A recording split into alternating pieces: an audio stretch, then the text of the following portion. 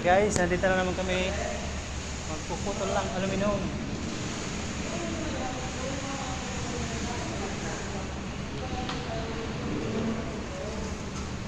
May construction kami.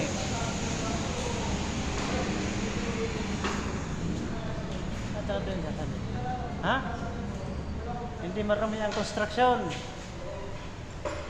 Pinagsasabi ng babae na yan. Maragang na trabaho to. Ayan o. Oh, maglalagari siya. Maglalagay. Ng aluminum. Tawa ka dyan. Masaya pa nga ang construction eh. Ang trabaho eh. Laging masaya. Kayo, naninira kayo ng construction lang ha. Construction nyo lang ha. Mali na sa trabaho namin. Diba? Oh.